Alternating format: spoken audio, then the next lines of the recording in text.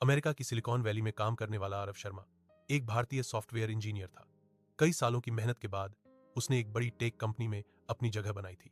आरव के जैसे लाखों भारतीय अमेरिका की आईटी इंडस्ट्री की रीढ़ समझे जाते हैं, लेकिन हाल के महीनों में वीजा नियमों में बदलाव और कड़ी जांच ने उसकी जिंदगी में चिंता बढ़ा दी थी।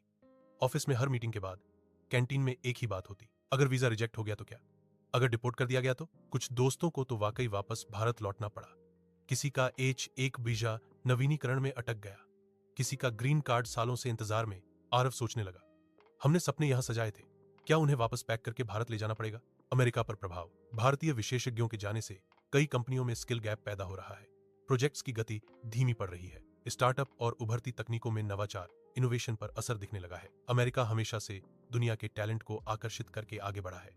अगर यह प्रवाह रुक गया तो प्रतिस्पर्धा में चीन और अन्य देशों को बढ़त मिल सकती है। भारत पर प्रभाव। वापस लौट रहे लोग भारत के आईटी सेक्टर के लिए मौका भी है और चुनौती भी। फायदे। अनुभवी प्रोफेशनल्स भारत में नई कंपनियां शुरू कर सकते हैं। देश में एआई, क्लाउड, साइबर सिक्योरिटी जैसी टेक्नोलॉजी तेजी से विकसित होगी। भारत में जॉब क्रिएशन बढ़ सकता है। द चुनौतियां। अचानक लौटने वालों के लिए नौकरी उपलब्ध कराना मुश्किल, तनख्वाह और कार्य संस्कृति में अंतर का तनाव। दो देशों के रिश्तों पर असर। भारत और अमेरिका के आर्थिक रिश्तों की बड़ी नींव है आईटी सहयोग। अगर वीजा नियम सख्त रहे तो दोनों देशों के बीच टेक व्यापार कम हो सकता है।